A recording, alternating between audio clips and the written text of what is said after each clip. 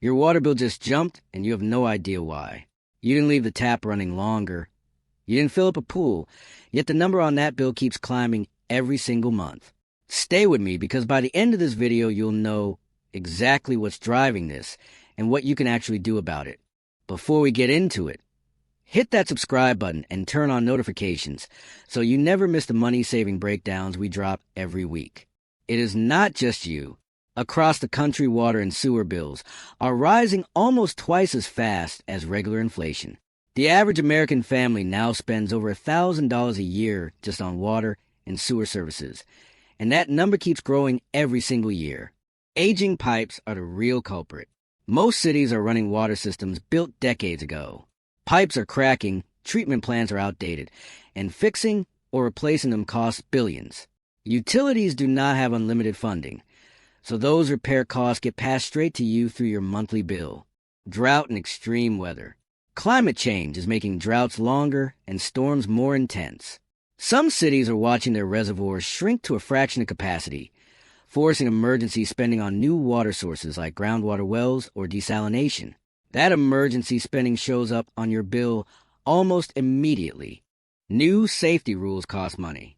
Federal regulations now require utilities to remove lead pipes and filter out forever chemicals known as PFAS. These upgrades protect your health, but the carbon filtration systems and new pipelines needed to meet these standards are expensive, and someone has to pay for them. Multi-year rate plans. Many utilities have stopped doing sudden price jumps and switched to locking in yearly increases of around 4 to 6% for 3 to 5 years straight. That means your bill is not just rising because of one bad year. It is scheduled to keep rising steadily. Tiered pricing can sneak up on you. A lot of households pay under a system where water gets more expensive once you cross a certain usage threshold.